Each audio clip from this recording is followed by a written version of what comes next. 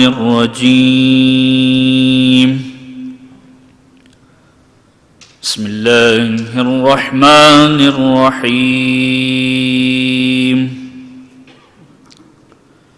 الحمد لله رب العالمين الحمد لله كما هو أهله الحمد لله من أول الدنيا إلى فنائها ومن الآخرة إلى بقائها الصلاة والسلام على أشرف الأنبياء والمرسلين سيدنا ونبينا أبي القاسم محمد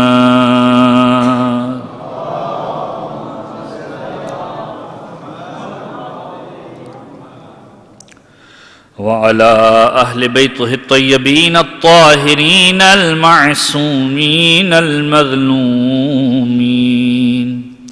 دعائے سلامتی امام زمانہ بسم اللہ الرحمن الرحیم اللہم کن لولیک الحجۃ ابن الحسن صلواتک علیہ وعلی آبائہ فی هذه الساعة وفي كل ساعة وليا وحافظا وقائدا وناصرا ودليلا وعينا حتى تسكنه أرضك توعه وتمتعه فيها طويلا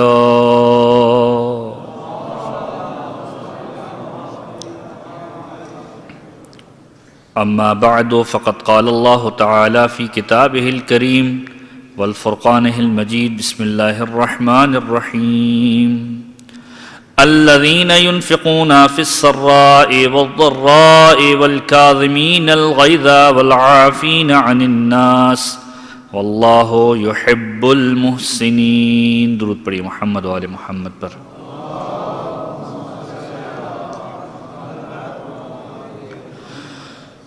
سامعین گرامی قدر مختصر سی گفتگو کے لیے قرآن کریم کی جس آیت کو سرنامہ کلام کے طور پر پیش کیا گیا سورہ آل عمران قرآن مجید کا مشہور و معروف سورہ ہے اس عنوان سے کہ قرآن مجید کا تیسرا سورہ ہے ترتیب کے اعتبار سے اور اس کی آیت نمبر 134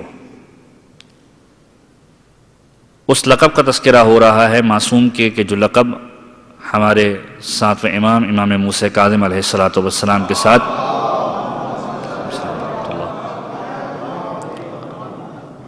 مخصوص ہے اگرچہ کہ دیگر القابات بھی ساتویں امام کے بہت زیادہ ہیں کہ وہ زمانہ کے جس زمانے کے اندر ائمہ اطہار کے نام کو لینا بھی ایک جرم سمجھا جاتا تھا بغداد وہ علاقہ ہوا کرتا تھا کہ جس علاقے میں اگر اہل بیت کا چاہنے اور ماننے والا اہل بیت کا اگر نام لے لے تو پھر اس کو اسی وقت اس دنیا سے رخصت ہونا پڑتا تھا لہذا مختلف طریقوں سے اہل بیت کو پکارا جاتا تھا کبھی عالم کہہ کر کبھی فقیہ کہہ کر کبھی عبد الصالح کہہ کر لیکن جو مشہور ترین لقب ساتویں امام کے عنوان سے مشہور ہوا وہ ہے کاظم یعنی غصے کا پی جانے والا غصے پر قابو رکھنے والا صادق آل محمد امام جعفر صادق علیہ السلام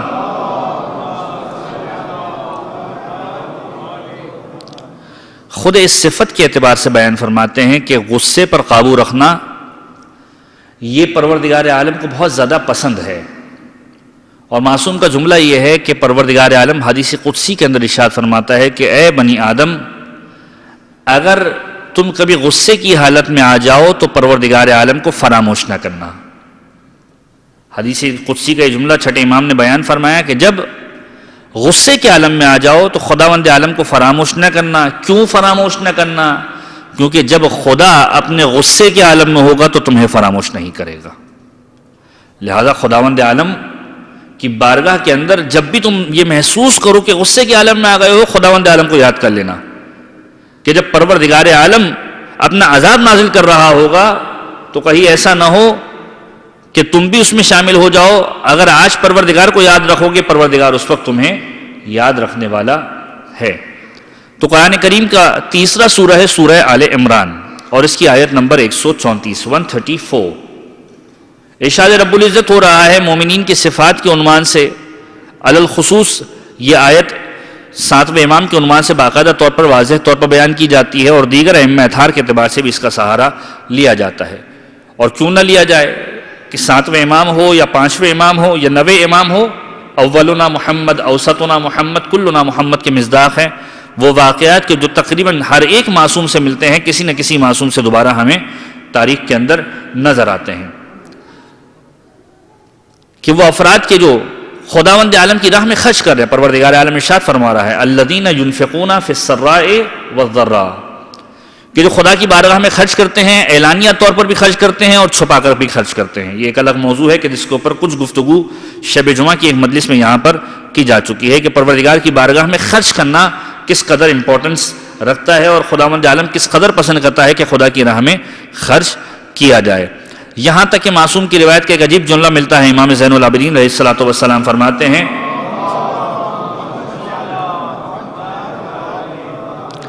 کہ پروردگار عالم کی بارگاہ میں پسندیدہ ترین شخص وہ ہے کہ جو اپنے مال میں سے، اپنے حلال مال میں سے اطاعت خداوند عالم کی خاطر خرچ کرے، ان کاموں میں خرچ کرے کہ جو خالصتاً للہیت کے ہوتے ہیں۔ اور پھر فرمایا کہ اگر کسی مومن کی مدد کرنا چاہے مدد کرے، کسی مسجد کو تعمیر کرنا چاہے مسجد کو تعمیر کرے، وہ کام کہ جس سے خداوند عالم راضی ہو جائے اس کام کو کرے تو پروردگار عالم جنت کے اندر اس کے لیے ایک گھر عنایت کر دیا کرتا ہے۔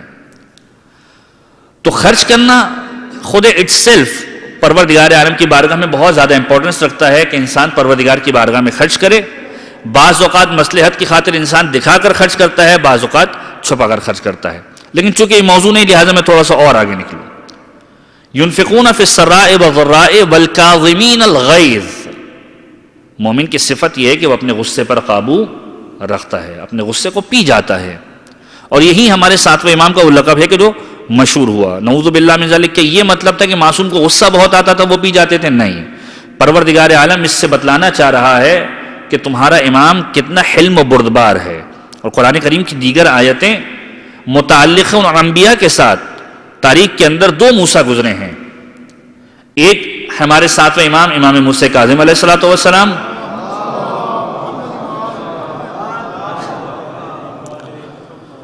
اور ایک نبی خدا حضرت موسیٰ۔ تاریخی اعتبار سے ایک عجیب سے سملیرٹی دونوں کے درمیان ہے کہ موسیٰ کی زندگی میں جو پیغمبر موسیٰ تھے ان کی زندگی کے اندر ایک کردار ہے ہارون کا کردار، جو اس اعتبار سے بھی مشہور ہے کہ جب مولا کائنات کا یہ جملہ کوٹ کیا جاتا ہے کہ میں پیغمبر کا وصی ہوں تو اس بات کا بھی تذکرہ کیا جاتا ہے کہ پیغمبر نے متعدد بار اس جملے کی تکرار کی کہ یا علی انت منی بمنزلت ہارون من موسیٰ، کہ علی تمہاری مثال مجھ محمد مصطفیٰ سے ایسے ہی ہے کہ جیسے ہارون کی مثال موسیٰ کے ساتھ تھی، تم میرے وزیر ہو، تم میرے وصی ہو، تم میرے بھائی ہو، مگر یہ کہ میرے بعد کوئی نبی نہیں ہے۔ کتب تواریخ لکھتی ہیں کہ ہارون کا ایک نام جو روایتوں کے اندر درج کیا گیا وہ یوشع بن نون بھی ہے، جو حضرت موسیٰ کے وصی کے اعتبار سے استعمال کیا جاتا ہے، اور حضرت موسیٰ کے وصی جو کہا جاتا ہے کون ہے وہ حضرت ہارون ہے۔ تاریخی اختلاف ہے کہ آیا یہ ہارون ہی تھے یوشع یا ہارون کا کوئی دوسرا نام بھی تھا، بہرحال تو کتب تواریخ کے اندر اس اعتبار سے اس نام کو بھی درج کیا گیا، لیکن جو مشہور نام ہے وہ ہے ہارون، جو حضرت موسیٰ نبی خدا کی زندگی کے اندر گزرا ہے۔ اب حضرت موسیٰ اور حضرت ہارون کا جو رشتہ ہے قرآن کریم نے بھی اس کو باقاعدہ طور پر واضح طور پر بیان کیا گیا ہے کہ موسیٰ اور ہارون وہ تھے کہ جو ایک قوم کو لے کر چل رہے تھے، بنی اسرائیل کی قوم، اور ایک موسیٰ اور ایک ہارون یہ ہے کہ جو 7ویں امام کا زمانہ ہے، لیکن اس زمانے کے اندر بھی دونوں چیزیں موجود ہیں، لیکن فرق واضح ہے کہ معصوم کی ہستی موسیٰ نام کی ہے اور دشمن اسلام کی ہستی ہارون نام کی ہے، اور دونوں میں واضح فرق بتایا جا رہا ہے۔ گویا پروردگار کی حکمت ہے کہ اگر کسی کو پروردگار عالم کے قہر و جلال کا مرقع دیکھنا ہو تو پیغمبر حضرت موسیٰ کو دیکھ لو، کہ جن کے بارے میں قرآن کی آیتیں کوٹ کرتی ہیں کہ انتہائی غصیلے تھے، انتہائی جوش والے تھے، کہ جب کوہ طور پر گئے واپس آئے اور اپنی قوم کی کیفیت کو دیکھا کہ مشرک ہو چکے ہیں، ایمان کو چھوڑ چکے ہیں، اپنے بھائی ہارون کی داڑھی کو پکڑ کے کہا کہ ہارون تم نے کیا کر دیا، یہ میری قوم مشرک ہو گئی ہے۔ قرآن نے اس کو کوٹ کیا فرجع موسیٰ الی قومہ غضبان آسفا، کہ موسیٰ اپنی قوم کی طرف اس حالت میں پلٹے کہ انتہائی غصے کے عالم میں تھے۔ تو قرآن کریم نے حضرت موسیٰ کے جو پیغمبر ہیں ان کی صفت یہ بتائی کہ وہ انتہائی غصیلے تھے، اور پروردگار عالم کے اگر قہر و جلال کا مرقع دیکھنا ہو تو موسیٰ پیغمبر کی ذات کو دیکھو، اور اگر پروردگار عالم کی حلم بردباری کے جلال کو دیکھنا ہو تو موسیٰ کاظم کی ذات کو دیکھو، کہ دونوں ہستیاں من جانب اللہ ہیں، وہ پروردگار کے نبی ہیں، یہ پروردگار کی طرف سے حجت خدا ہیں، امام برحق ہیں، لیکن دونوں کے کردار میں فرق یہ ہے کہ اگر تم خداوند عالم کے قہر و جلال کو دیکھنا چاہو تو نبی موسیٰ کی طرف نظر کر لو، پروردگار کی رحمت کو ملاحظہ کرنا چاہو تو موسیٰ کاظم کی طرف نگاہ کر لو۔ اور پھر دونوں کی زندگی کے اندر ہارون آئے ہیں، ان دونوں ہارونوں کو بھی ملاحظہ کرو۔ ایک ہارون موسیٰ کی زندگی میں ہے جو ہارون موسیٰ نے پروردگار سے مانگا ہے کہ پروردگار میں چاہتا ہوں تو مجھے سچائی میں بھی داخل فرما، مجھے برائی سے دور رکھنا، پروردگار میرے لیے ایک وزیر قرار دے دے، پروردگار میں چاہتا ہوں کہ میرا کوئی وزیر ہو۔ پروردگار عالم نے ہارون جیسا بھائی عنایت کیا کہ جس کے بارے میں خود موسیٰ کہتے ہیں کہ میرا وصی ہے، میرا وزیر ہے، میرا بھائی ہے۔ پروردگار بتلانا چاہتا ہے کہ ایک موسیٰ کے زمانے میں ہارون وہ ہوگا جو بھائی ہوگا، ایک موسیٰ کے زمانے میں ہارون وہ ہوگا جو دشمن اہل بیت ہوگا۔ لہذا جب بھی ناموں کی بات آ جائے تو کردار پر نگاہ کرنا۔ مولا کائنات کے جملے کو ذہن میں رکھیے گا، یہ نہ دیکھو کہ کون کہہ رہا ہے، یہ دیکھو کہ کیا کہہ رہا ہے۔ یہ نہ دیکھو کہ کون کہہ رہا ہے، اگرچہ کہ اس کی اپنی اہمیت ہے، لیکن یہ دیکھو کہ کیا کہہ رہا ہے۔ لہذا پروردگار بتلانا چاہتا ہے دیکھو ظاہر پر نہ جانا، باطن کی طرف ملاحظہ کرنا۔ معصوم کا جملہ ہے ظاہر میں خدا کے دوست، باطن میں خدا کے دشمن نہ بننا۔ ایسا نہ ہو تمہارا ظاہر ایسا ہو کہ جو خدا کے دوستوں والا ہو، لیکن تمہارا باطن اس سے بالکل مختلف ہو۔ جو تمہارا ظاہر ہونا چاہیے وہی تمہارا باطن ہونا چاہیے۔ یاد رکھو جب تم خدا کے لیے اپنے باطن کی اصلاح کر لو گے، خدا تمہارے ظاہر کی اصلاح کر دے گا۔ جب تم نے باطن کی اصلاح کر لو گے، پروردگار عالم تمہارے ظاہر کی اصلاح کر دے گا۔ جب تم اپنے امور کو پروردگار سے طے کر لو گے، پروردگار تمہارے امور کو لوگوں سے طے کر دے گا۔ جب تم خدا سے رشتہ برقرار رکھ لو گے، پروردگار تمہارے رشتوں کو لوگوں کے ساتھ کر دے گا۔ اور اس سے بہتر یہ ہے کہ انسان اپنی باغ دوڑ پروردگار کے ہاتھ میں دے دے۔ تو پروردگار بتلانا چاہتا ہے ناموں کے فرق میں نہ آنا۔ ایک زمانے کے اندر یہ ہارون موسیٰ نبی کا وصی ہے، تو ایک زمانے کے اندر یہی ہارون ایک موسیٰ کا قاتل بھی ہے کہ جو ہمارے امام ہے، کاظمین الغیظ، غصے پر قابو پانے والے، اور وہ معصوم کی جس کی زندگی امامت کی ابتدا اس وقت ہو رہی ہے کہ جب پیغام چھٹے امام پہنچا رہے ہیں۔ کس کو پہنچا رہے ہیں؟ چھٹے امام کا آخری وقت آیا، جناب حمیدہ خاتون کے جو 7ویں امام کی والدہ ہیں، جمع کیا تمام گھر والوں کو جمع کرنے کے بعد جو پہلا پیغام امامت کے پہلے دن 7ویں امام نے دیکھا ہے وہ یہ پیغام ہے کہ اپنے بابا کے لبوں سے یہ جملے سنتے ہوئے دیکھے کہ جس کی راوی کوئی اور نہیں جناب حمیدہ خاتون ہے کہ جو امام موسیٰ کاظم کی والدہ ہیں، کہ یاد رکھو اپنے بچوں کو جمع کیا۔ عام مجمع ہوتا تو شاید ہم ایکسپیکٹ یہ کرتے کہ شاید کوئی ایسی بات کی جائے گی، اہل بیت کا گھرانہ ہے، چھٹے امام موجود ہیں، چھٹے امام کی اولاد موجود ہے، اور چھٹے امام کا جملہ یہ ہے کہ یاد رکھو ہماری شفاعت اس کو نہیں ملے گی کہ جو نماز کو کمتر سمجھے، جو نماز کو کمتر سمجھے وہ ہمارے ساتھ نہ محشور ہو سکتا ہے، نہ ہماری شفاعت اس کو ملنے والی ہے۔ اگر ہمارے ماننے والوں کے ساتھ ہوا بھی تو اس درجے کے اندر ہوگا کہ جو کمترین درجہ ہے۔ چھٹے امام نے یہ جملہ کہا ہے، چھٹے امام دنیا سے رخصت ہوئے ہیں اور 7ویں امامت کی دور امامت کی آغاز ہوئی ہے، لیکن اس سے پہلے بھی وہ تمام کی تمام کمالات، وہ تمام کے تمام علوم، ان کا پرچار کیا ہے ساتویں امام امام موسیٰ کاظم علیہ السلام نے۔ ایک مرتبہ درود پڑھیے محمد وآل محمد۔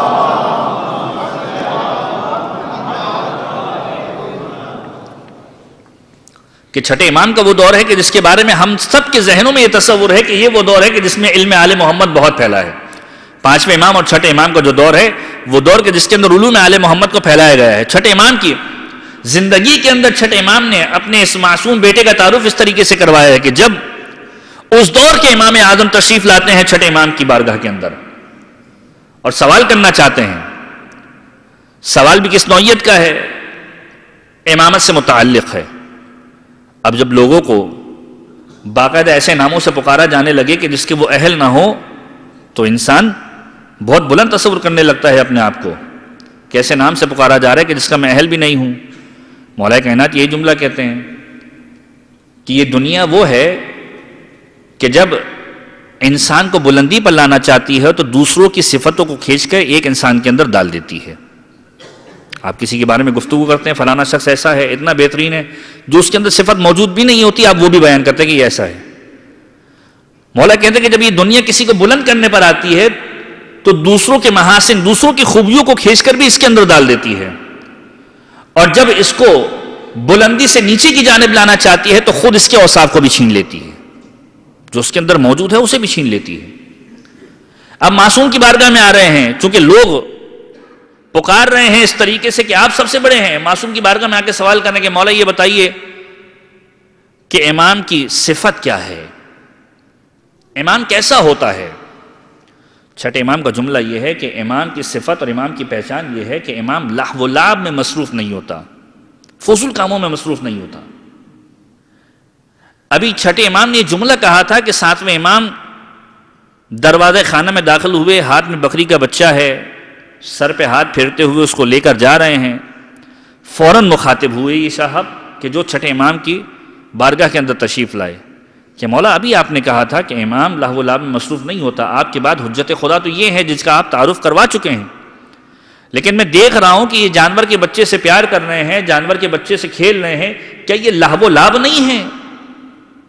اور چھٹے امام کا جملہ یہ ہے قیاس کے باوجود بھی تو نے صحیح قیاس نہیں کیا، پوچھ تو لے کہ میرا بچہ کیا کر رہا ہے۔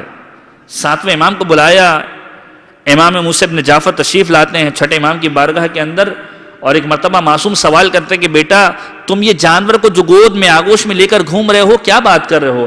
کہا بابا جب یہ گزر رہا تھا میں نے اس کو دیکھا، اس کو اپنی آغوش میں لیا اور اس سے سوال کیا کہ ساری مخلوقات پروردگار کی بارگاہ میں سجدہ کرتی ہے، تو کیوں سجدہ نہیں کرتا؟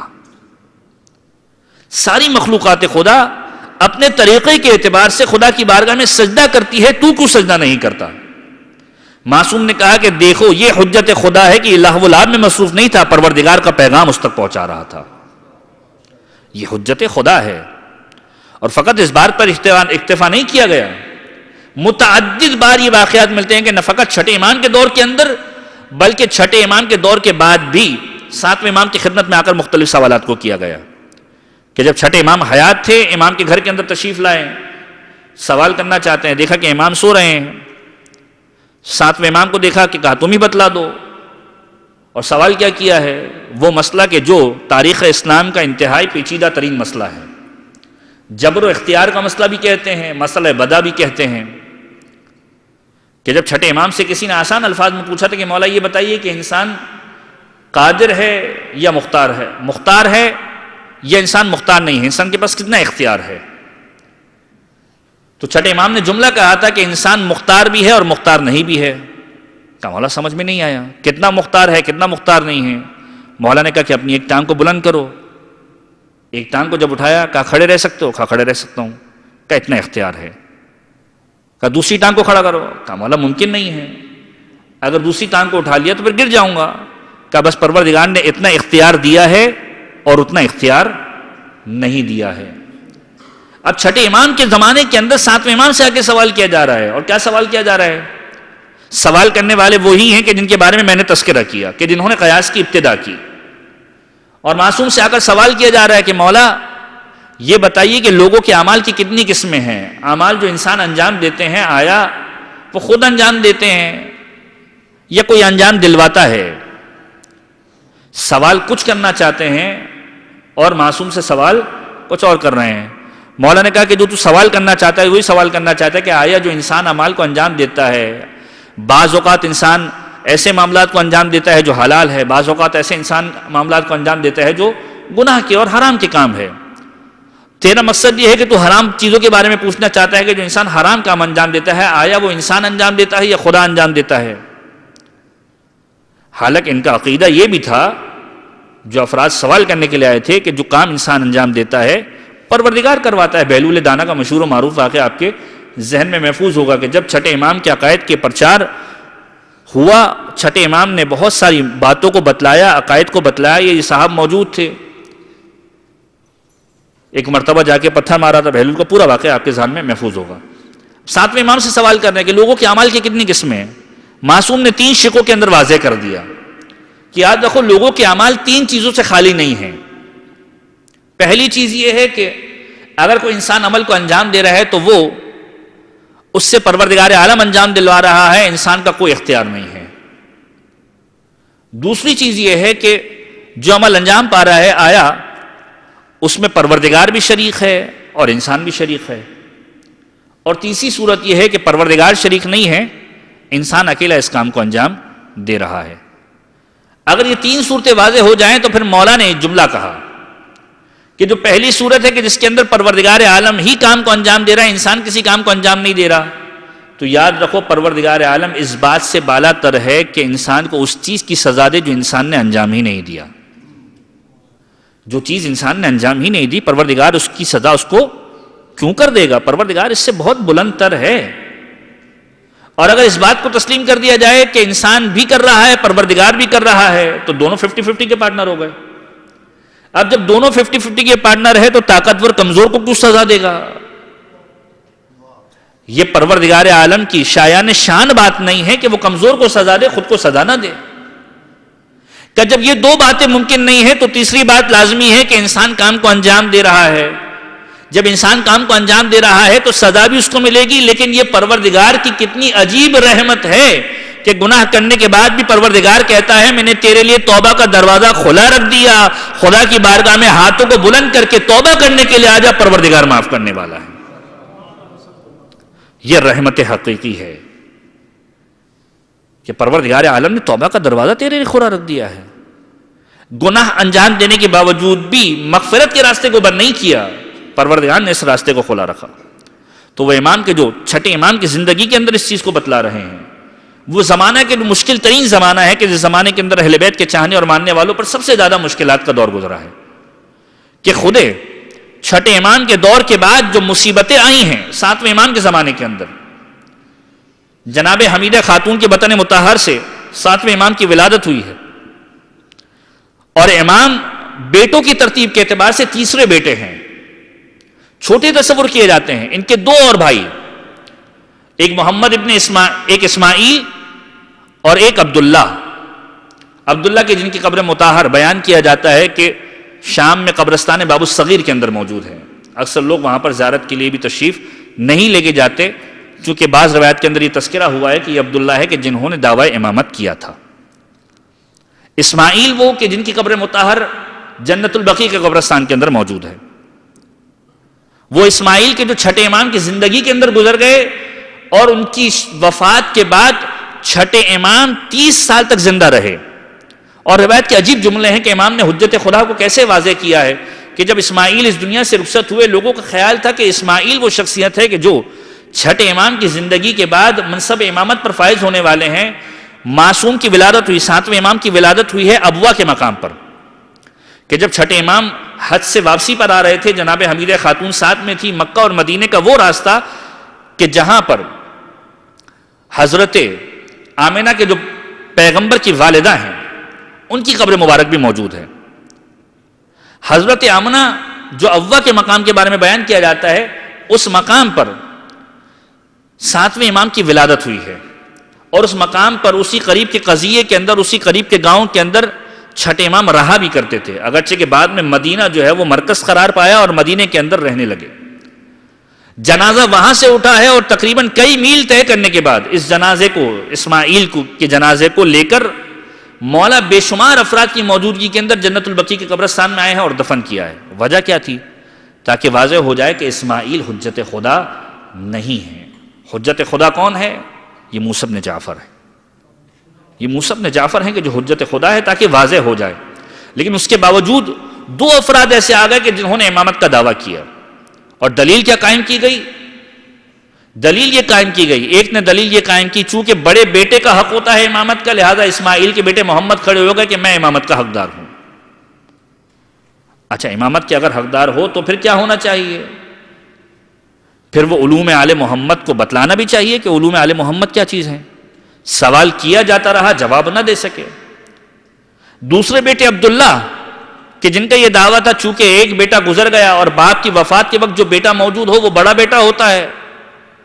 اب یہ خود شریعت کی اصطلاح کے اندر ایک عجیب ٹرمینالوجی ہے کہ آیا جو شرعی مسئلہ ہے والدین کی قضا نمازیں، ان کو انجام دینے کا سلسلہ کیا ہو کہ اگر بڑا بیٹا اس دنیا سے گزر جائے تو پھر کس کی ذمہ داری ہے؟ تو بعض مراجع یہ بھی فرماتے ہیں کہ اگر کوئی شخص کہ جس کا بڑا بیٹا دنیا سے گزر جائے اس کی زندگی کے اندر، تو پھر جو اس شخص کے مرتے ہوئے اس کا بڑا بیٹا زندہ ہوگا اس کی ذمہ داری ہوگی کہ وہ ان نمازوں کو انجام دے گا۔ عبداللہ نے اس دلیل کو بنایا کہ چونکہ جب میرے بابا دنیا سے رخصت ہو رہے تھے میں بڑا بیٹا تھا، لہذا امامت میرا حق ہے۔ ساتویں امام نے اس اعتبار سے کسی دلیل کو پیش نہیں کیا کیونکہ جانتے تھے کہ حجت خدا وہ ہے کہ جس کے کمالات کو پروردگار ظاہر کرنے والا ہے۔ حجت خدا وہ ہے کہ جس کو پروردگار عالم واضح کرنے والا ہے۔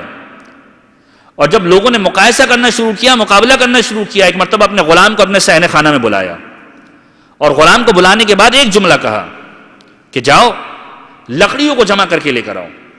جب لکڑیاں جمع کر لی صحن خانہ کے اندر کہ جاؤ عبداللہ کو بلا کر لے آؤ۔ عبداللہ کو بلایا گیا اور اس کے بعد کہا کہ مدینے کے جتنے اشراف موجود ہیں ہر ایک کو بلا لو۔ مدینے کے علماء افراد، مدینے کے فضلاء، فاضل ترین افراد موجود ہو گئے۔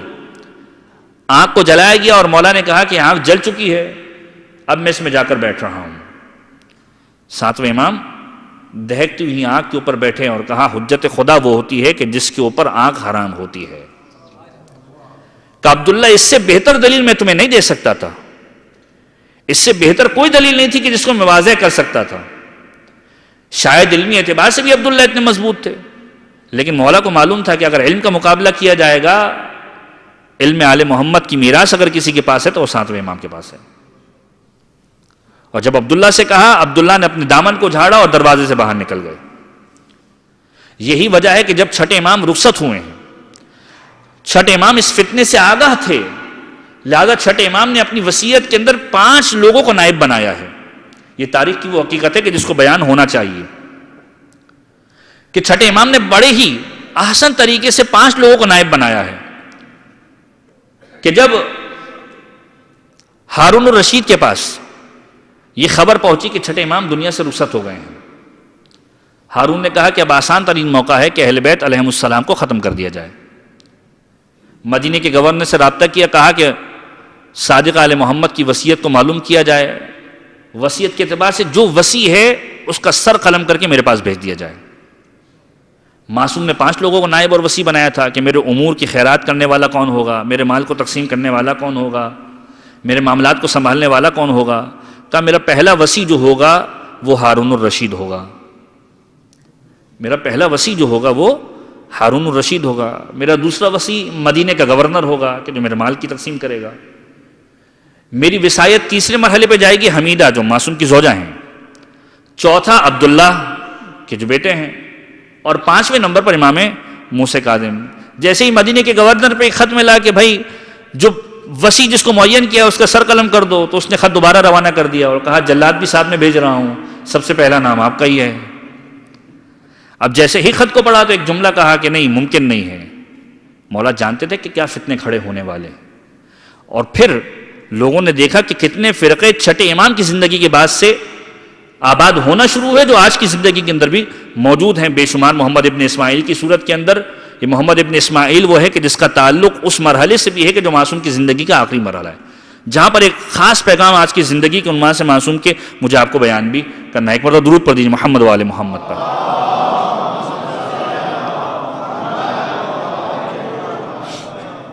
تو امام کی زندگی وہ زندگی ہے کہ جس میں امام نے زیادہ تر پریشانیوں کو دیکھا ہے. 128 سن ہجری کے اندر ولادت ہوئی ہے، 55 سال کی زندگی کے اندر 183 سن ہجری کے اندر شہادت ہوئی ہے.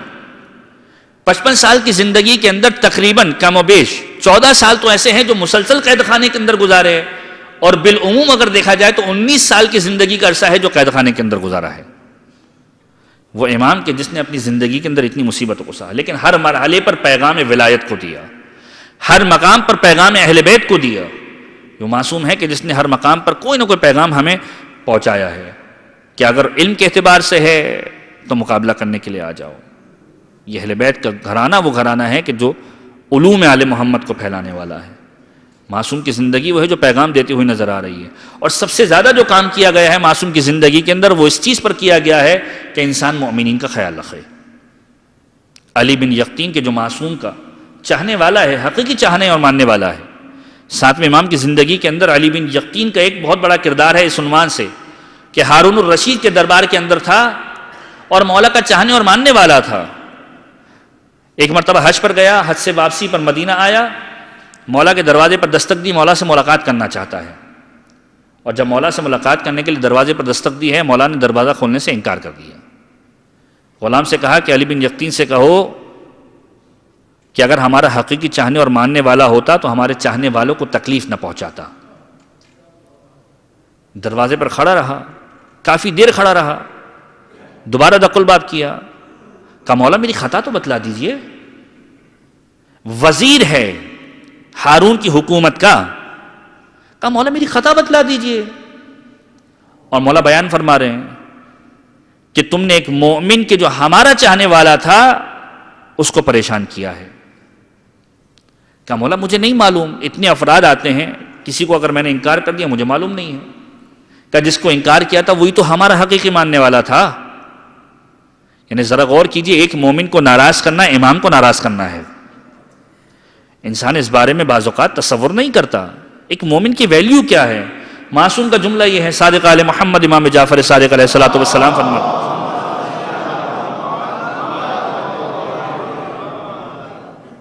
کہ اگر روئے زمین پر فقط 2 افراد موجود ہوں پروردگار کائنات کے نظام کو قائم رکھ سکتا ہے.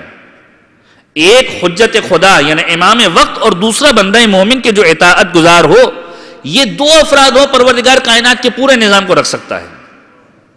مومن کی ویلیو یہ ہے. 5ویں امام کو جملہ نظر آتا ہے، کعبے کو دیکھ کر خانہ کعبہ کا طواف کر رہے تھے، کعبہ کو دیکھ کر یہ جملہ کہا، کعبہ تیری ایک حرمت ہے، مومن کی 2 حرمت ہے. اے کعبہ جس نے تجھے ڈھا دیا اس نے واقعاً ظلم کیا، اس سے بڑا کوئی ظلم نہیں ہے. لیکن یاد رکھ جس نے مومن کے مال کو چھینا، مومن کا مال بھی حرام ہے، مومن کی جان بھی حرام ہے. مومن کے مال کی بھی حرمت ہے، جان کی بھی حرمت ہے. کجا یہ کہ آج ایک دوسرے مومن کو ایک مومن ہی ستا رہا ہو. آپ لوگ تو زیادہ واقف ہیں کہ کجا یہ کہ ایک مومن دوسرے مومن کا حق دبا رہا ہو. شریعت کے ذریعے سے اس طریقے سے کھیلا جائے کہ باقاعدہ طور پر شریعت کو بھی اپنا گھر بنا دیا جائے. کہ مولا کے جملے کو تو مانتے ہیں کہ مزدور کی مزدوری اس وقت دی جائے کہ جب پسینہ سوکھنے والا اس سے پہلے دے دی جائے.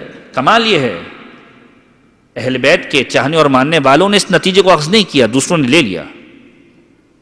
اہل بیت کا چاہنے ماننے والا کیا کرتا ہے آج کے دور کے اندر؟ بعض معذرت، خدا نخواستہ کسی کو مخاطب کرنا میرا مقصد نہیں ہے کہ مولانا پسینہ ہی نہیں آتا، پسینہ تو پہلے آئے اس کے بعد دیں گے. اتنا وقت گزار دیا جائے کہ جب پسینہ آئے گا جب دیں گے. یہ شریعت کا مس یوز نہیں تو اور کیا ہے. معصوم کہہ رہے مومن کا خیال رکھو، اس کی پریشانی کے اندر، اس کے ہم و غم کے اندر شریک ہو جاؤ. 7ویں امام موسیٰ کاظم علیہ السلام کا جملہ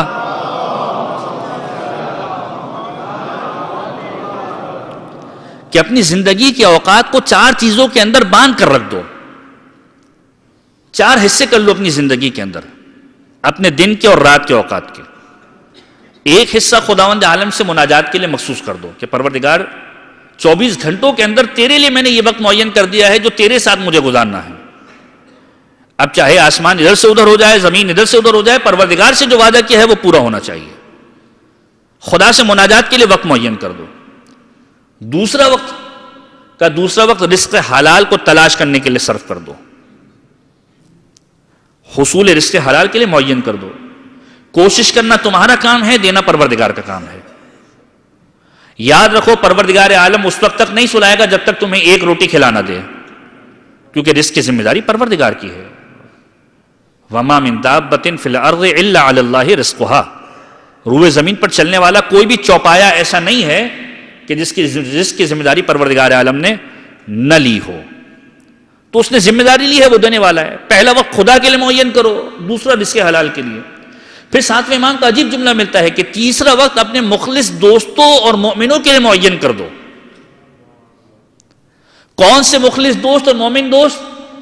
کہ جو جب اکیلے میں تنہائی میں تمہارے ساتھ بیٹھے تو تمہیں تمہارے عیوب بتا سکیں، خوش آمدی نہیں، تمہارے عیب بتائیں کہ تمہارے اندر یہ خرابی ہے، اسے دور کرو. اور معیار بتلا دیا کہ دوست کون ہوتا ہے. دوست وہ ہوتا ہے کہ جو آپ کی اچھائی بیان نہ کرے، وہ جو آپ کی برائی کو بیان کرے کہ تمہارے اندر یہ برائی ہے، اسے دور کرو. تیسرا وقت دوستوں کے لیے رکھ دو. اور کا چوتھا وقت حلال لذتوں کے لیے رکھ دو کہ جس کے ذریعے سے ان 3 اوقات کے لیے تم اپنی قوت کو جمع کرنے والے ہو. اپنے آرام کے لیے رکھ دو. جتنی پروردگار عالم نے حلال لذتیں رکھی ہیں اسے حاصل کرو، اور ان لذتوں کے ذریعے سے قوت حاصل کرو کہ ان 3 اوقات کے اندر خدا کے لیے بھی وقت نکالو، رزق حلال کے لیے بھی وقت نکالو، دوستوں کے لیے بھی وقت نکالو. لیکن وہ دوست کے جو تمہیں تمہارے نفس کے بارے میں آگاہ کرنے والے ہوں. تو معصوم کی بارگاہ میں کھڑا ہوا ہے. معصوم نے غلام کو بھیجا کہ تو نے فلاں جو مومن تیرے دروازے پر آیا تھا اس کو خالی ہاتھ بھیج دیا تھا. کہا مولا مجھے معلوم بھی نہیں کہ کہاں کا رہنے والا تھا. ابراہیم جمال، یا بعض روایت کے اندر صفوان جمال کا کوفے کا رہنے والا ہے. کہا مولا کوفہ تو بہت دور ہے مدینے سے. کہ سواری میں دوں گا، جاؤ اس سے پہلے معافی مانگ کر آؤ. اب ذرا اطاعت اہل بیت کو ملاحظہ کیجئے کہ مولا کا ماننے والا اور چاہنے والا کون ہوتا ہے، کہ مولا کے ماننے والے کا کردار کیا ہونا چاہیے. 7ویں امام کا ہی ایک عجیب جملہ ہے کہ جب 7ویں امام کی بارگاہ میں، امام موسیٰ کاظم علیہ السلام کی بارگاہ میں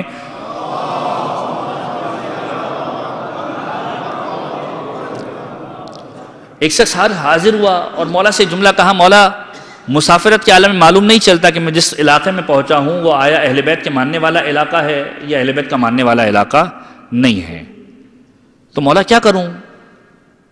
اب مولا نے معیار بتایا کہ ہمارا مومن کیسا ہونا چاہیے، کہ جب مسافرت کے عالم میں پہنچتا ہوں کسی بھی علاقے میں مجھے معلوم نہیں کہ ہمارا علاقہ یا نہیں ہے. مولا نے کہا کہ یاد رکھو جب بھی کسی مسافرت کے عالم میں علاقہ میں پہنچو تو معلوم کرو کہ سب سے متقی شخص کون ہے، سب سے متقی شخص کون ہے. اور جو متقی شخص ہو اس کے پاس پہنچ کر پھر ہم اہل بیت کا تذکرہ کرو، پھر ہم اہل بیت کا تذکرہ کرو. کیونکہ یاد رکھو روئے زمین پر اگر کوئی متقی ہوگا تو اہل بیت کا چاہنے اور ماننے والا ہوگا، اور اگر متقی نہیں ہوگا تو اہل بیت کا ذکر اسے ناگوار گزرے گا.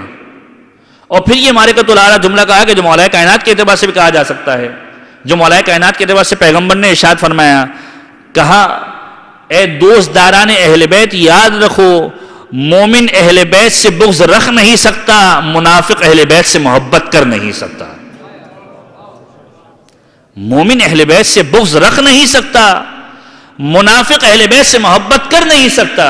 لہذا معیار بنا لو کہ جب کسی علاقے میں جاؤ اگر متقی ہوگا تو وہ اہل بیت کا چاہنے اور ماننے والا ہوگا. یعنی گویا اہل بیت یہ بتلانا چاہتے ہیں کہ متقی ہونا، پارسا ہونا اہل بیت کے ماننے والوں کی نشانی ہے، یہ اہل بیت کے ماننے والوں کا وتیرہ ہے. اور ابراہیم سے کہا سواری میں دے رہا ہوں، جاؤ کوفے کی جانب جاؤ. کوفے کی جانب پہنچے ہیں، ابراہیم کے دروازے پہ دق الباب کیا ہے. ابراہیم دروازے سے باہر سوال کرتے ہیں کہ کون ہے کہ جو میرے گھر پہ آیا ہے اس رات کی تاریکی کے اندر. علی بن یقطین 7ویں امام کا صحابی ہوں کہ وزیر مملکت آیا ہے. دروازے کو کھولا، استقبال کیا، لیکن علی بن یقطین داخل نہیں ہوتے. کہتے ہیں کہ میرا تیرے ساتھ ایسا معاملہ ہے کہ تیرا حق مجھ پر باقی رہ گیا ہے. تو وہ شخصیت ہے کہ جس کی محبت کے اندر میرا امام مجھ سے ملاقات سے انکار کر رہا ہے، کہ مجھے معاف کر دے. کہ کیسی بات کرتے ہو، میں نے تمہیں معاف کر دیا.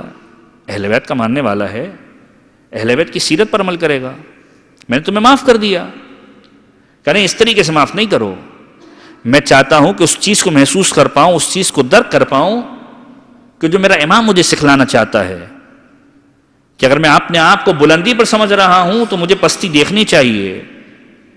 اپنے چہرے کو زمین پر رکھا، کہا اپنے پاؤں کے حصوں کو میرے چہرے کے اوپر رگڑ دو تاکہ مجھے احساس ہو کہ میں نے غلط کام کیا ہے. کہا کیسی بات کرتے ہو، یہ اہل بیت کے ماننے والوں پر شیوا نہیں ہے. کہا نہیں، میں چاہتا ہوں کہ ایسا کرو. اس طرح کروا کے دوبارہ سواری پر حاضر ہوئے. کچھ لمحوں کے اندر دوبارہ مدینے کے اندر داخل ہوئے. اب جو مولا کے در پر پہنچے، روایت کہتی ہے کہ ابھی علی بن یقین دروازے پر پہنچے تھے، مولا نے خود دروازہ کھولا، استقبال کیا، گلے سے لگایا. اور جب گلے سے لگایا تو کہا مولا پہلے آیا تھا دروازے پہ دق الباب کیا، غلام کے ذریعے منع فرمایا. کہا اس وقت جب آیا تھا تو ہم اہل بیت کی سیرت پر عمل کرتا ہوا نہیں آیا تھا، اب جب آیا ہے تو اہل بیت سے محبت دل میں لے کر آیا ہے، لہذا تیرے استقبال کے لیے ہم آئے ہیں، تیرے استقبال کرنے کے لیے آئے ہیں. تو یہ وہ معصوم ہے کہ جس نے سب سے زیادہ اس چیز کو سکھلایا ہے اپنی زندگی کے اندر کہ مومن کا خیال رکھو. کیونکہ وہ دور تھا کہ اس دور کے اندر اہل بیت کا نام لینا جرم تصور کیا جاتا تھا. لہذا یہ بتلایا کہ ایمان کی قیمت کیا ہے، ایمان کو سنبھال کر رکھنا ہے، مومن کی حفاظت کرنی ہے. اہل بیت یہ چاہتے ہیں کہ مومن کی حفاظت کرے. عبودیت کے تقاضے کو بتلایا ہے کہ خدا کے بندے کی کیفیت کیا ہونی چاہیے. بشر حافی وہ مشہور و معروف شخصیت کے جو معصوم کے صحابی بعد میں بنے، گناہگار شخصیت تھی. ساتویں امام کا گزر ہوا، ایک گھرانے کے پاس سے دیکھا کہ موسیقی کی آواز آ رہی ہے، میوزک کی لاؤڈ آواز آ رہی ہے. ایک مرتبہ دروازے پہ دق الباب کیا، کہا یہ کس کا گھر ہے؟ کنیز باہر آئی اس شخص کی، کہا یہ فلاں کا گھر ہے. کہا تیرا مالک آزاد ہے یا غلام ہے؟ اب مولا کا سوال بتلا رہا ہے، آزاد ہے یا غلام ہے؟ کہا میرا مالک آزاد ہے، میں اس کی کنیز ہوں. کہ یقیناً آزاد ہے، اگر غلام ہوتا تو ایسی حرکتیں نہ کرتا، اگر غلام ہوتا تو ایسی حرکتیں نہ کرتا. کنیز گھر میں داخل ہوئی، بشر نے سوال کیا کہ کون تھا؟ کہ کوئی شخص تھا، دروازے پہ دق الباب کیا. میں نے دروازہ کھول کے جب اس سے پوچھا کہ کون ہو، اس نے سوال کیا کہ تمہارا مالک آزاد ہے یا غلام ہے. جب میں نے کہا کہ میرا مالک آزاد ہے تو اس نے یہ جملہ کہا کہ اگر آزاد ہے تبھی یہی حرکتیں کر رہا ہے، غلام ہوتا تو یہ حرکت نہ کرتا. روایت کے جملے ہیں کہ بشر ننگے پیر دوڑتے ہوئے امام کو ڈھونڈنے کے لیے گئے. کہ جملہ کیا کہہ دیا، کیونکہ اگر خدا کی غلامی میں اپنے آپ کو تصور کرتا تو کبھی یہ کام نہ کرتا. امام حسین کا جملہ ہے نا کہ جب کوئی شخص آیا اور امام سے سوال کیا مولا مجھے گناہ کرنے کی اجازت دیجیے. اب عبداللہ حسین نے جملہ کہا کہ گناہ کرنا چاہتے ہو خدا کی مملکت سے نکل جاؤ، خدا کی مملکت سے نکل جاؤ، خدا کا رزق کھانا چھوڑ دو. ملک الموت جب روح قبض کرنے کے لیے آئے تو کہنا کہ میں نہیں آ رہا. کہا مولا ممکن نہیں ہے. کہا جب ممکن نہیں ہے تو خداوند عالم کی اطاعت کرو. تو بشر حافی دوڑتے ہوئے گئے ہیں، اور روایتوں نے یہ بھی لکھا کہ اس دن کے بعد سے بشر نے اپنے پاؤں کے اندر جوتے پہننا چھوڑ دیے. اور اسی بشر کا جملہ ہے کہ جو جملہ معصوم کی روایت سے متصل کرتا ہوں کہ معصوم کا بھی کم و بیش یہی جملہ نظر آتا ہے. خود چھٹے امام کے اعتبار سے بھی جملہ ملتا ہے اور مولا کائنات کے اعتبار سے تقریباً ملتا جلتا جملہ کہ حدیثوں کی زکوٰۃ نکالا کرو. زکوٰۃ کا ورڈ آپ نے سنا ہے نصاب کے ساتھ. شریعت کے اندر زکوٰۃ مختلف چیزوں کے اوپر ہیں، جو جانوروں کے اعتبار سے ہیں، یا مثلا خوراک کے اعتبار سے ہیں، یا سونے اور چاندی کے سکوں کے اعتبار سے ہے. کہ حدیثوں کی زکوٰۃ نکالا کرو. کسی نے سوال کیا بشر سے حدیثوں کی زکوٰۃ کا مطلب کیا ہے؟ کہ حدیثوں کی زکوٰۃ کا مطلب یہ ہے کہ جو حدیثیں تمہیں یاد ہے اس پر عمل کرنا شروع کر دو. حدیثوں کی زکوٰۃ کا مطلب یہ ہے کہ جو تمہیں یاد ہے اس کے اوپر عمل کرنا شروع کر دو. تو وہ معصوم کہ جس نے اپنی زندگی کے ہر مرحلے پر ہمیں پیغام دیا ہے، عبودیت کا پیغام دیا ہے، مومن کا خیال رکھنے کا پیغام دیا ہے. یہاں تک کہ زندگی کے آخری مرحلے کے اندر جو ساتویں امام کا پیغام ہے وہ عجیب پیغام ہے کہ جو پیغام ہر معصوم نے مختلف انداز سے دیا ہے. روایت کے جملے ہیں ختمی مرتبہ احمد مصطفیٰ محمد مصطفیٰ صلی اللہ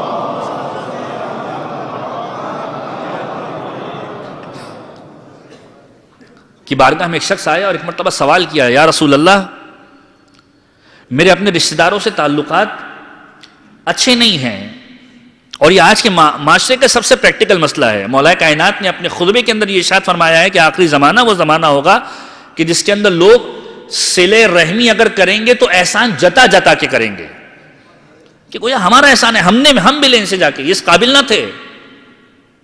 پیغمبر کی بارگاہ میں ایک شخص آیا, پیغمبر سے سوال کر رہا ہے, یا رسول اللہ میرے رشتہ داروں سے میرے تعلقات اچھے نہیں تھے, لیکن میں نے اب تعلقات کو بحال کرنا شروع کر دیا ہے. گویا احسان جتلا رہا ہے, میں نے تعلقات کو بحال کرنا شروع کر دیا, لیکن جب سے میں نے تعلقات کو بحال کرنا شروع کر دیا لوگوں نے مجھے ستانا شروع کر دیا, لہذا اب میں نے تہیہ کر لیا ہے کہ اب کوئی بات نہیں کروں گا, ان سے تعلقات کو ختم کر دوں گا. پیغمبر نے کہا کہ تم نے تہیہ کر لیا ہے کہ تم ان کو چھوڑ دو گے؟ کہا میں نے تہیہ کر لیا کہ ان کو چھوڑ دوں گا. پیغمبر نے جواب دیا, اگر تم ان کو چھوڑ دو گے خدا تمہیں چھوڑ دے گا. اگر تم ان کو چھوڑ دو گے خدا تمہیں چھوڑ دے گا. اور اس کے بعد پھر پیغمبر نے جملہ کہا کہ یاد رکھو, جو تمہارے ساتھ ظلم کرے تم اس کے ساتھ محبت کا اظہار کرو, جو تمہارے ساتھ رشتہ توڑے تم اس کے ساتھ رشتہ جوڑو.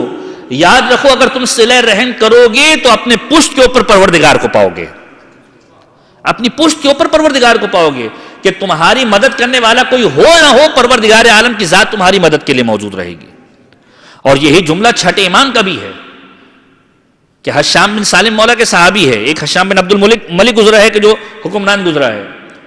حشام بن سالم کے ایک غلام میسرہ بار بار امام کی خدمت میں آتے تھے.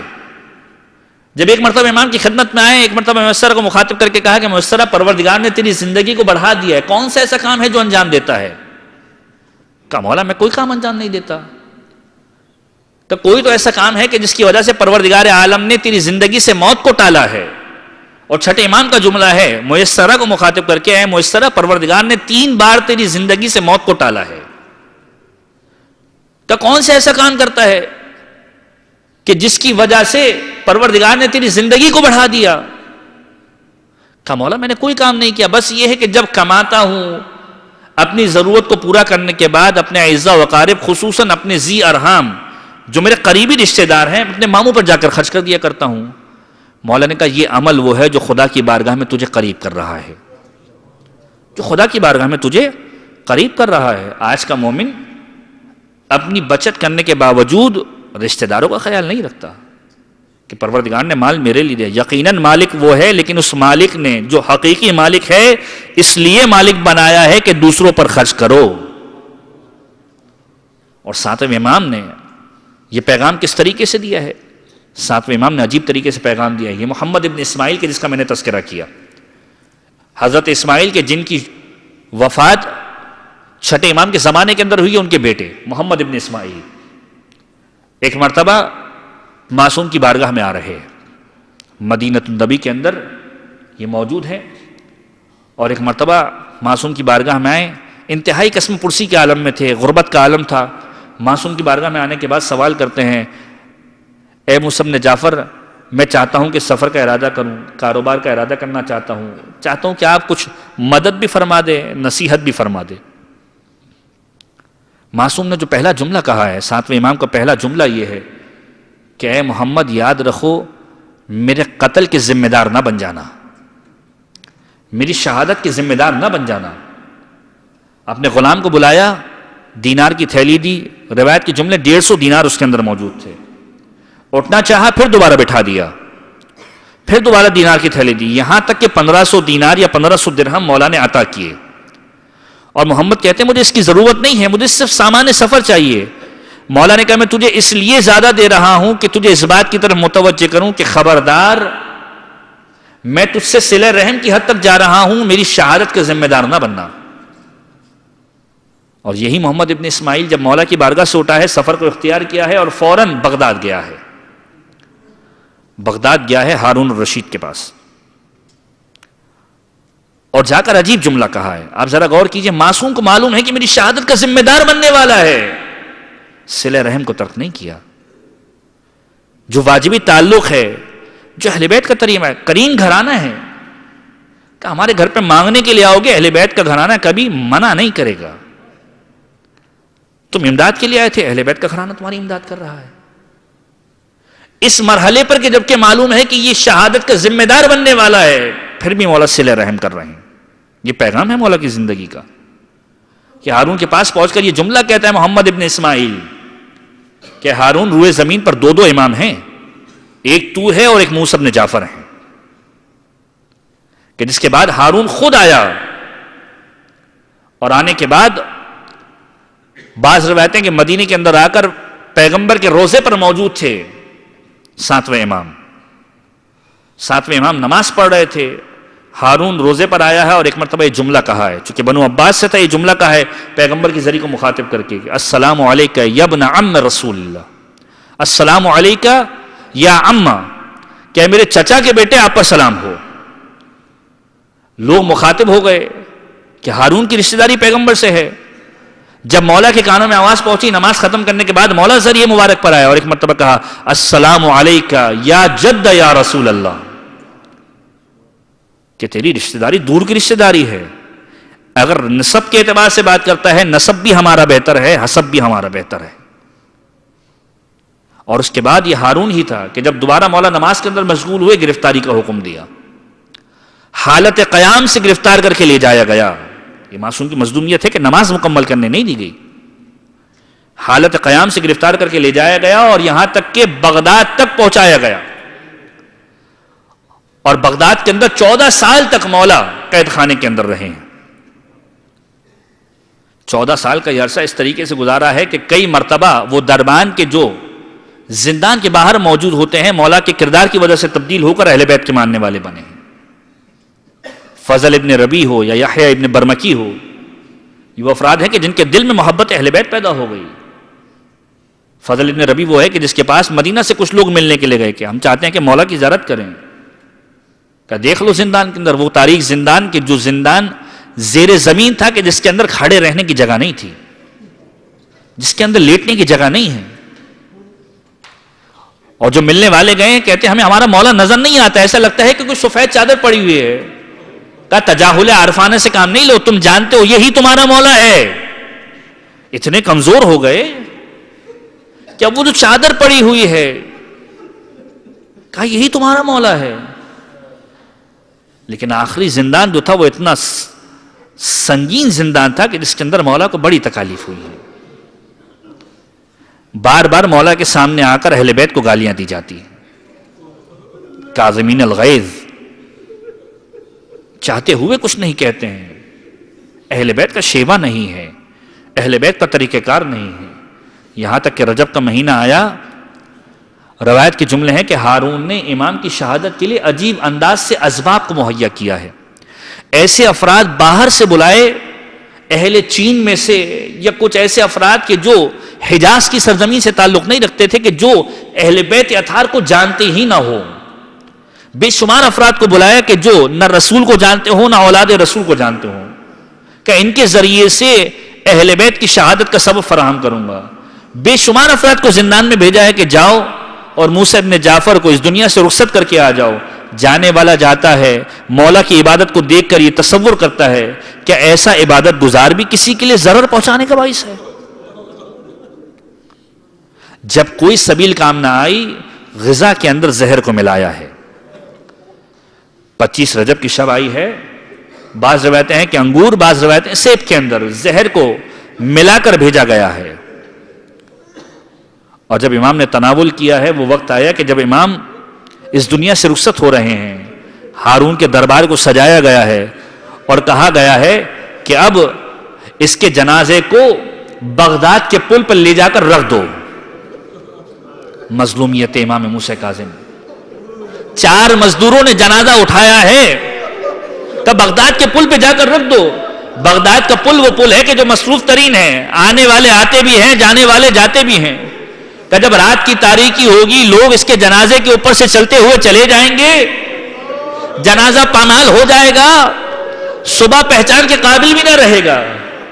لیکن یہ پروردگار عالم کی مصلحت ہے کہ جنازے کو بغداد کے پل کے اوپر رکھ تو دیا، لیکن عجیب منظر دیکھا کہ جب جانے والے جانور جاتے ہیں ایک مرحلے پر آ کر رک جاتے ہیں، آنے والے جانور آتے ہیں ایک مرحلے پر آ کر رک جاتے ہیں. جب قطاریں لگنا شروع ہوئی، لوگوں نے معلوم کیا کہ بغداد کے پل پر کیا ماجرا ہے، کہ جانے والی سواریاں نہیں جا رہی، آنے والی سواریاں نہیں آ رہی، معاملہ کیا ہے. جب لوگوں نے سواریوں سے اتر کر دیکھنا شروع کیا تو ایک عجیب منظر دیکھا. ایک سید زادے کا جنازہ بغداد کے پل کے اوپر موجود ہے کہ جس کو اٹھانے والا کوئی نہیں ہے. ہر ایک نے اس جنازے کو اٹھایا. بغداد کے اندر کوہرام مچ گیا. اہل بیت کا حق چاہنے ماننے والا باہر نکل آیا. موسی کاظم اس دنیا سے رخصت ہو گئے. اللہ اللہ خدا کی مصلحت کہ جس کے جنازے کو دبانا چاہتا تھا, جس کے نام کو مٹانا چاہتا تھا, پروردگار نے اس کے نام کو عیا کر دیا. میں ہاتھ جوڑ کے عرض کروں گا امام موسی کاظم واقعاً پروردگار عالم کی بے پناہ عزتیں آپ کے لیے ہیں. پروردگار عالم نے آپ کو محسوس کیا شہادت کے ساتھ. یہ شہادت کا رتبہ آپ کے لیے ہے, لیکن مولا پروردگار عالم نے آپ کا ایک امتحان نہیں لیا. آپ کا جنازہ بغداد کے پل پر ضرور موجود تھا, لیکن جانوروں سے پامال نہیں ہوا. ذرا کربلا کے میدان میں آئیے, ذرا کربلا کے میدان میں آئیے. کربلا کے میدان کے اندر جب حسین مظلوم اس دنیا سے رخصت ہو گئے, ایک مرتبہ ثانیہ زہرا کو عجیب سی آواز آئی کہ اب گھوڑوں کی ٹانپوں کی آواز آ رہی ہے. کہا فضہ ذرا باہر جا کر دیکھو. ارے کیا معاملہ ہے؟ ایک مرتبہ فضہ باہر جا کر دیکھتی ہے اور یہ جملہ کہتی ہے اے بی بی غضب ہو گیا. اب وہ سلوک کیا جا رہا ہے جو عرب میں کسی کو رسوا کرنے کے لیے کیا جاتا ہے. گھوڑوں کی نال بندی کے بعد حسین کے جنازے کی پامالی کے حکم آ گئے ہے. ہر کا قبیلہ آگے بڑھ کر ہر کے جنازے کو لے کر جاتا ہے. حبیب کا قبیلہ آگے بڑھ کر حبیب کے جنازے کو لے کر جاتا ہے. زمین کربلا پر دو جنازے ایسے ہیں کہ جس کا اٹھانے والا کوئی نہیں ہے. ایک حسین کا لاشا ہے, ایک علی اصغر کا لاشا ہے. یہ باب الحوائج کا جنازہ آج اٹھ رہا ہے بغداد سے. روایتوں کے جملے ہیں کہ جب جنازہ معین کر دیا گیا لوگوں نے عجیب منظر دیکھا. مدینہ سے ایک سوار آیا ہے کہ جس نے جنازے کو پڑھایا ہے, جنازے کو زمین پر اتارا ہے. یہ کوئی اور نہیں ہمارا 8واں امام امام علی ابن موسیٰ رضا تھا. میں ہاتھ جوڑ کے عرض کروں گا اس امام کا لقب بھی باب الحوائج ہے. ایک باب الحوائج اور بھی گزرا ہے. وہ باب الحوائج کون ہے؟ وہ ابو الفضل عباس ہے. روایتوں کے جملے ہیں جب 7ویں امام اس دنیا سے رخصت ہوئے, 7ویں امام دنیا سے رخصت ہوئے, 8ویں امام مدینے کے اندر موجود تھے, گریہ کر رہے تھے. فاطمہ معصومہ قم آ کر سوال کرتی ہے بھیا گریہ کیوں کر رہے ہو؟ کہ ہمارا بابا دنیا سے رخصت ہو گیا. کیا ممکن ہے بابا کا دیدار کر لیں؟ ذرا غور کیجئے, بیٹیاں جنازوں کی رونق ہوا کرتی ہے, جنازوں پر رویا کرتی ہے. جب بابا کے جنازے کو بیٹی دیکھتی ہے رویا کرتی ہے. ذرا غور کیجئے, فاطمہ معصومہ قم مدینے میں روئی ہے, روکنے والا کوئی نہ تھا. لیکن یہ سکینہ کہ جس کے سامنے بابا کا جنازہ موجود ہے, رونے نہیں دیا جاتا, تازیانے مارے جاتے ہیں, تازیانے مارے جاتے ہیں, تماچے مارے جاتے ہیں. یہ بی بی برابر پکارتی ہے اس باب الحوائج کو, اس باب الحوائج کو کہ جس سے حاجتیں روا ہوتی ہے. کون باب الحوائج؟ ابو الفضل عباس. ابو الفضل عباس ایک باب الحوائج آج کی رات اس دنیا سے رخصت ہو رہا ہے. اس باب الحوائج کو اس باب الحوائج کا واسطہ دے کہ جس کی مصیبت کو ام البنین نے اس طریقے سے پڑھا ہے کہ روایتوں کے جملے ہیں ابو الفضل عباس کے بیٹے فضل کو لے کر ام البنین ہر روز مدینۃ النبی میں پیغمبر کے روزے کے باہر آ کر بیٹھ جایا کرتی تھی اور وہاں مرثیہ پڑھ کر بقیع کے اندر فاطمہ زہرا کی قبر پہ جایا کرتی تھی. اور ایک مرتبہ جملہ کہتی تھی اے فاطمہ زہرا ام البنین شرمندہ ہے, ام البنین شرمندہ ہے. میرا عباس تیری بیٹیوں کے پردے کی حفاظت نہ کر سکا, تیری بیٹیوں کے پردے کی حفاظت نہ کر سکا. لوگ مجھے کہتے ہیں میرا عباس مارا گیا, مجھے یقین نہیں آتا. لیکن جب لوگ یہ کہتے ہیں زینب و ام کلثوم کے سر پہ چادر نہ رہی, مجھے یقین آ جاتا ہے. کیونکہ اگر میرا عباس زندہ ہوتا, اگر میرا عباس زندہ ہوتا, کسی کی مجال نہ تھی زینب ام کلثوم کی چادر کی طرف نگاہ کرتے. لیکن اس کے بعد ام البنین عجیب مرثیہ پڑھتی ہیں. باب الحوائج کے مصائب ہے, اپنی حاجتوں کو ذہن میں رکھیے گا, کیونکہ یہ وہ محفل ہے کہ جہاں پر اہل بیت اطہار آتے ہیں. آپ کی دعاؤں کی قبولیت کا وقت ہے کہ اب ام البنین مرثیہ پڑھتی ہے جناب زہرا کی قبر کے اوپر کہ لوگ مجھے کہتے ہیں کہ عباس جب زمین کربلا پر آیا تھا اس کے بازو قلم ہو چکے تھے, اس کے بازو قلم ہو چکے تھے. عباس دو حالتوں سے زمین پر آیا ہوگا, یا تو سر کے بل آیا ہوگا یا سینے کے بل آیا ہوگا. اگر پیشانی کے بل آیا سمجھ میں آتا ہے مصیبت بڑی ہے, لیکن اگر سینے کے بل آیا تو میں نے یہ بھی سنا ہے میری عباس کے سینے کے اندر بہت سارے تیر لگے ہوئے تھے. جب عباس زمین پر آیا ہوگا, عباس نے کس کا سہارا لیا ہوگا؟ میرے عباس کے بازو قلم ہو چکے تھے.